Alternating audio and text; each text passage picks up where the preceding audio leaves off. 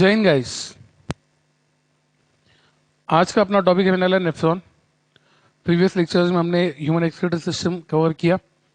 I hope कि आप सबने एकदम ध्यान से उसके नोट्स बनाए होंगे। अब जो नेफ्रॉन है उसका हम स्ट्रक्चर आज देखने वाले हैं, वेरी इंपॉर्टेंट। ठीक है, आज का टॉपिक रहेगा आपका स्ट्रक्चर ऑफ नेफ्रॉन। तो सबसे पहले हम उसका डायग्राम देख लेंगे, how to draw the structure of nephron.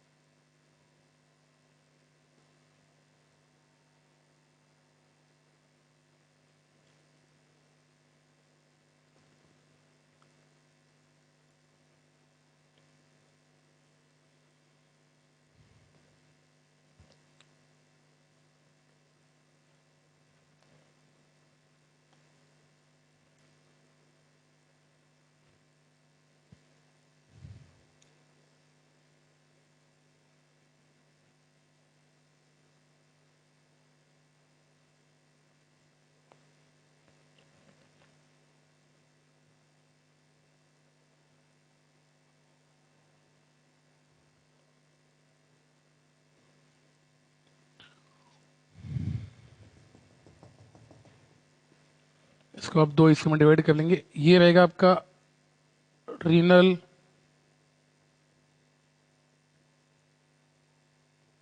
Cortex और ये लाइन के नीचे का हिस्सा रहेगा आपका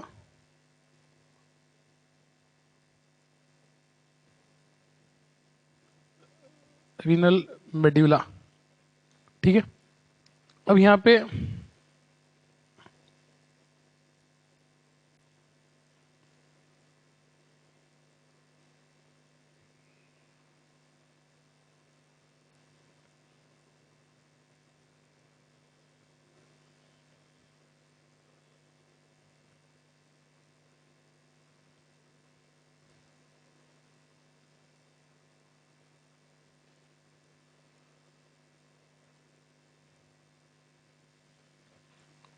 ये इस तरह से आपका डायग्राम कंप्लीट होगा। अब यहाँ पे हम लोग इसको थोड़ा सा यहाँ पे पॉज करके कंप्लीट कर लेंगे ताकि आगे का जो डायग्राम है आपको समझ में आए। आप यहाँ तक एक बार पॉज करके पूरा डायग्राम क्लियरली निकाल लेंगे।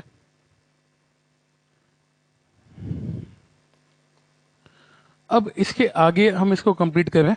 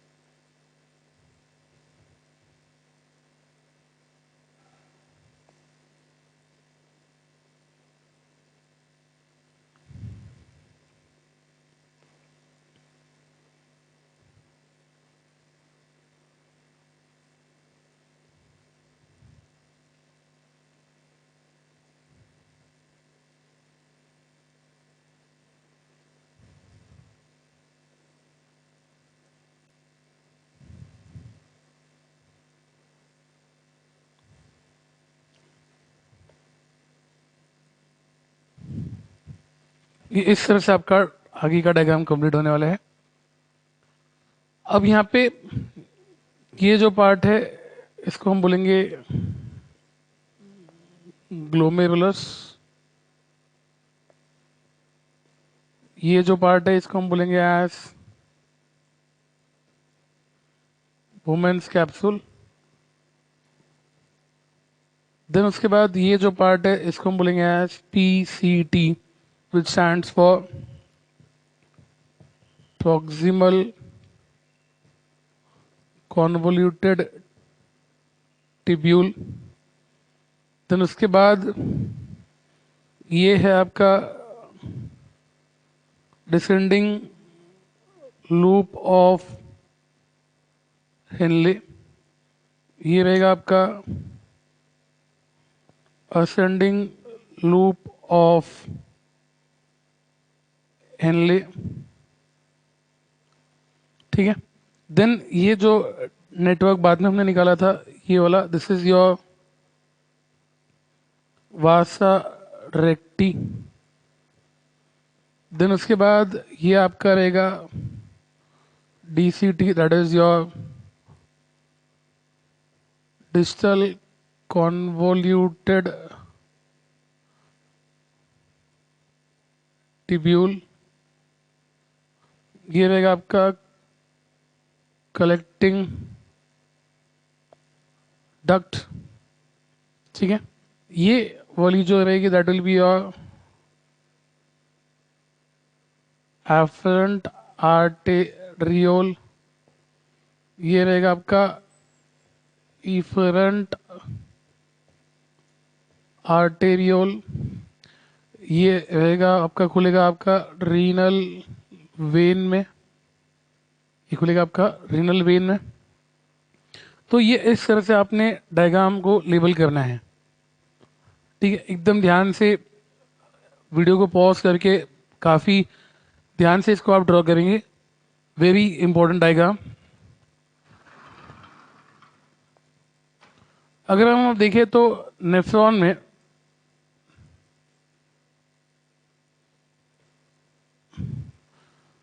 Nephron consist of number 1 glomerulus, number 2 Bowman's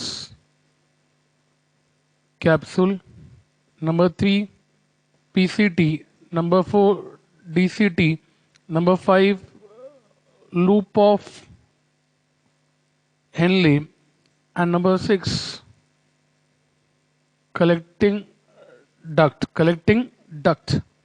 तो आप अगर देखिए नेफ्रॉन में कौन सी चीजें आ रही है, glomerulus, Bowman's capsule, PCT, DCT, loop of Henle and collecting duct. तो अब हम 1 बाय 1 सारी चीजों को देखेंगे। अब उसमें एक चीज आप याद रखो कि glomerulus and Bowman's capsule are together called as Malpighian body. are together called as Malpighian body. Bowman's capsule and glomerulus are together called as your Malpighian body. तो अब हम समझ के लेने वाले स्ट्रक्चर्स को 1 बाय 1। तो हम फर्स्टली स्टार्ट करेंगे with Malpighian body.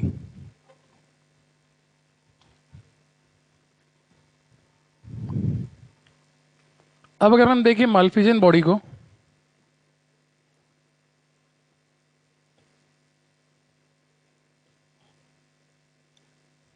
Malpighian body consists of glomerulus and Bowman's capsule. तो यहां पे हम देख रहे हैं व्हाट इज Bowman's capsule।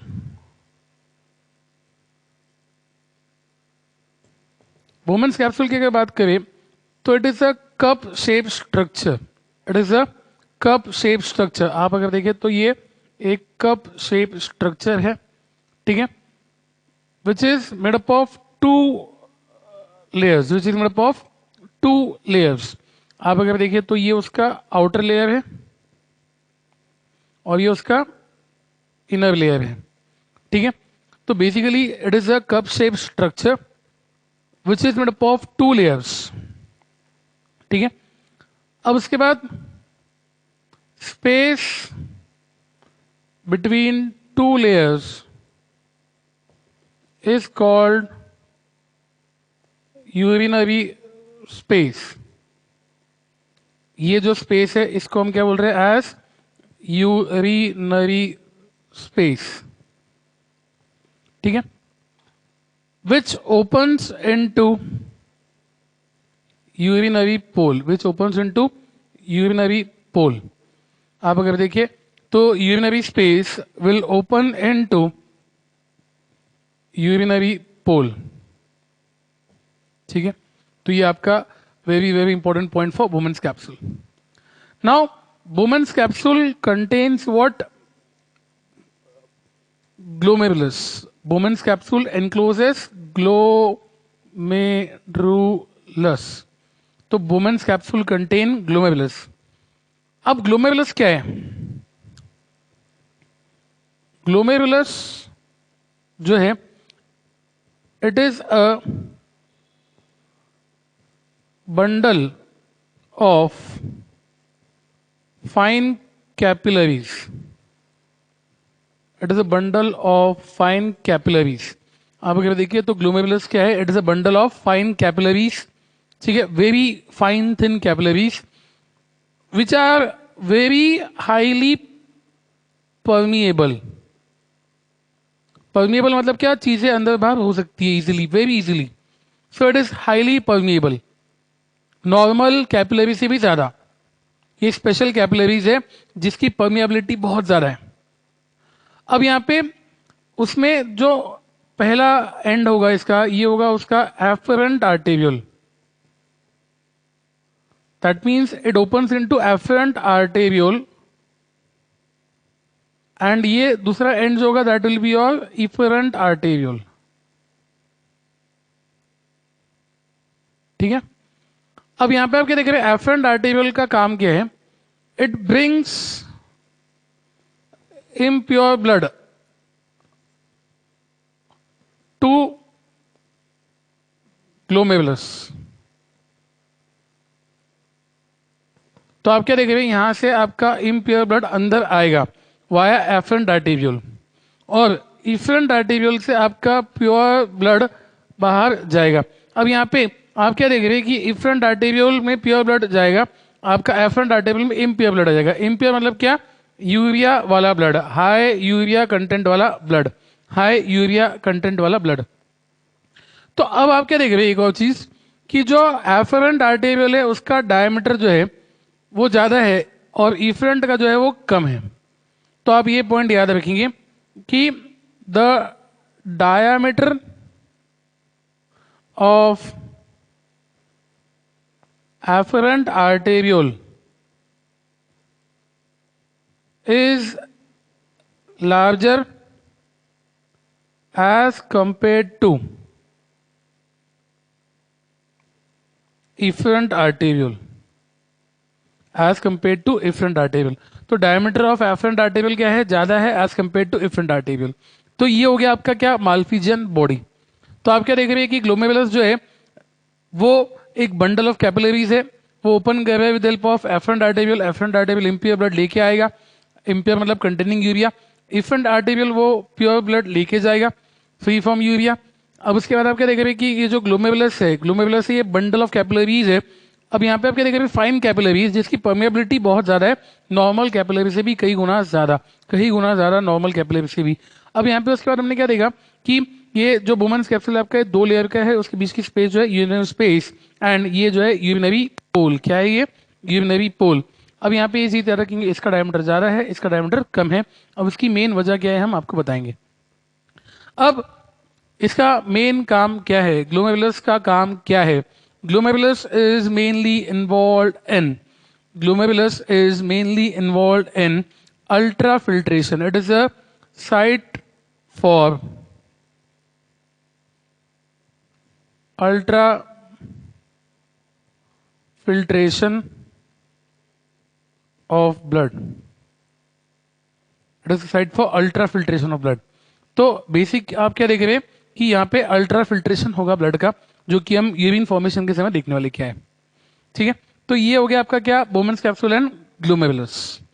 अब हम जाएंगे अगले पार्ट पे, that is your PCT, that is your PCT part. अगर हम देखें पीसीटी की, PCT stands for proximal convoluted tubule.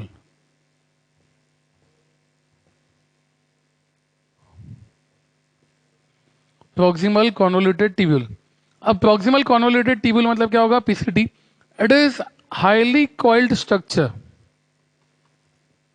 it is highly coiled structure and it connects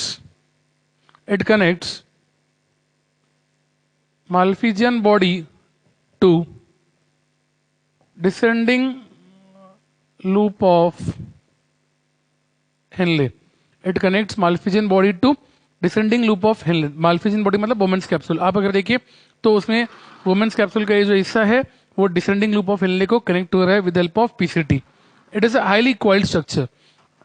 तो पॉइंट क्या हो रहा है यहाँ पे कि जो पीसीटी है इट इज इन्वॉल्व इन री absorption, it is involve in री एब्जॉर्प्शन। आप अगर देखिए तो यहाँ पे री एब्जॉर्प्शन ऑफ मटेरियल होगा, तो जो भी यूजफुल चीजें हैं जो अपने बॉडी के लिए काम में आने वाली है और वो नीचे आ गई है उसको ये रीएब्जॉर्ब करेंगे। ठीक है, तो आपको ये याद रखना है कि what is the function of PCT.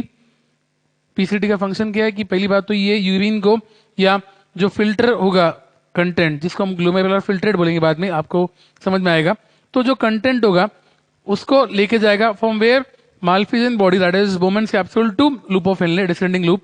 That means PCT connects Malpighian body to descending loop of Henle. And उसके बाद आप अगर देखें तो it is a site for reabsorption. That means जो यूजफुल चीजें हैं वो यहाँ पे क्या होगी, रीएब्जॉर्ब होगी। क्या होगी, रीएब्जॉर्ब होगी। अब हम जाएंगे डीसीटी पे। डीसीटी के पहले हम लोग लूप ऑफ हेनले ले लेते।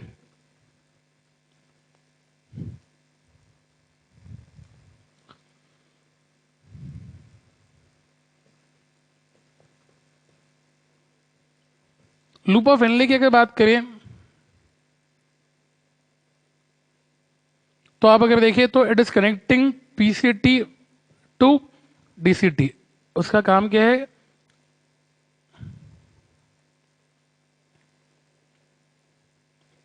पीसीटी को डीसीटी से जोड़ना। ये आपका बीच में लूप ऑफ हेनले। अब आप अगर देखिए तो ये आपका कौन सा है, डिसेंडिंग लूप ऑफ हेनले। ये आपका है डिसेंडिंग लूप ऑफ हेनले। ठीक है, अब ये जो डिसेंडिंग लूप ऑफ हेनले है आपका, it is permissible only to water. It is permissible only to water, that means इसमें से सिर्फ पानी बाहर आएगा। ठीक है, तो ये याद रखेंगे, it is permissible only to water. Permeability इसके सिर्फ वाटर अलाउ करती है। एंड अगर हम बात करें असेंडिंग लूप ऑफ हेनले की,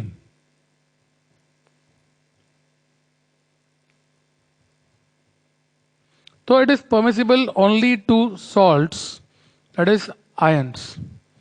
तो आप अगर देखिए तो ऊपर से जब कोई फ्लूइड नीचे आएगा तो इसमें से वाटर निकाला जाएगा। वाटर क्या होगा, निकाला जाएगा, वाटर निकाला जाएगा, वाटर निकाला जाएगा। तो डेफिनेटली आप क्या देख रहे हैं, वाटर निकाला जाने वाला है, ओनली वाटर। तो कॉन्सेंट्रेशन बढ़ेगा, कॉन्सेंट्रेशन बढ़ेगा। क्यों बढ़ेगा, बिकॉज वाटर कम होगा तो सल्यूट बढ़ेगा, और सल्यूट बढ़ना that means the solution will become concentrated. But जब आप ऊपर जाएंगे नीचे से तो आप देख रहे सॉल्ट्स बाहर आएंगे, आयंस बाहर आएंगे, और आप देख रहे इसके वजह से आप देख रहे कॉन्सेंट्रेशन क्या होगा, कम होगा। That means the solution will become dilute as per the requirement. तो ऊपर से नीचे जब आ रहे हैं डिसेंडिंग में तो कॉन्सेंट्रेटेड हो रहा है, नीचे से ऊपर हो रहा है तो डाइल्यूट हो रहा है। ये आप याद रखेंगे। तो ये हो गया आपका कौन सा, loop of Henley, loop of Henley. तो यही वो स्ट्रक्चर है जो वाटर सॉल्ट मेनली आपका बैलेंस करके देगा। आप अगर देखिए तो यही वो मेन एरिया है जहां पे आपका वाटर सॉल्ट मेनली एडजस्ट होगा, यूज होगा, एब्जॉर्ब होगा। तो आप देख रहे हैं वाटर सॉल्ट बैलेंस जो है वो यहां पे आपका मेंटेन हो रहा। ठीक है, अब उसके बाद का जो स्ट्रक्चर है अपना वो है डीसीटी।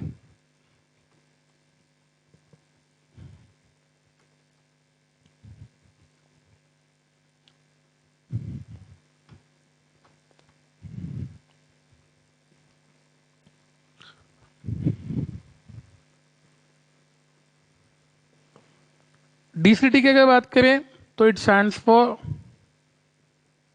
Distal convoluted tubule. अब डिस्टल कॉन्वोल्यूटेड टिब्यूल है, ये भी आप अगर देखें तो एक कॉइल्ड स्ट्रक्चर है और ये सिलेक्टिव एब्जॉर्प्शन करेंगे वाटर का एंड सॉल्ट्स का। यहां पे सिलेक्टिव एब्जॉर्प्शन होगा वाटर एंड सॉल्ट का। सिलेक्टिव मतलब क्या? When required only, that means जब इसको स्पेशल सिग्नल्स मिलेंगे तभी जाके ये काम करेगा, और सिग्नल मिलने पे या तो पानी या तो सॉल्ट या तो दोनों जो नीड है वो हिसाब से एब्जॉर्ब करेगा। ये नॉर्मली काम नहीं करता है, बट जब जरूरत पड़ने पे सिग्नल मिलेगा तब ये काम करेगा। तो ये होगा आपका कौन सा पार्ट? डीसीटी, जो इन्वॉल्व रहेगा सिलेक्टिव एब्जॉर्प्शन में। रीएब्जॉर्प्शन वर्ड यूज करेंगे, selective reabsorption, that is when and where required. ये हो जाएगा आपका डीसीटी। अब डीसीटी क्या कर रहा है? इट इज कनेक्टिंग, डीसीटी जो है it connects ascending loop of Henle to collecting duct, to collecting duct। तो आप क्या देख रहे हैं? डीसीटी क्या कर रहा है? It is connecting the ascending loop of Henle to collecting duct. आप देख रहे हैं कि ये डीसीटी है, ये असेंडिंग लूप ऑफ हेनले है और ये कलेक्टिंग डक्ट है। तो DCT is connecting the ascending loop of Henley with collecting duct. तो अब अपना अगला स्ट्रक्चर रहेगा कलेक्टिंग डक्ट। ध्यान से देख रहे हैं, कलेक्टिंग डक्ट, डीसीटी का फंक्शन क्या है? Selective reabsorption of water and salt.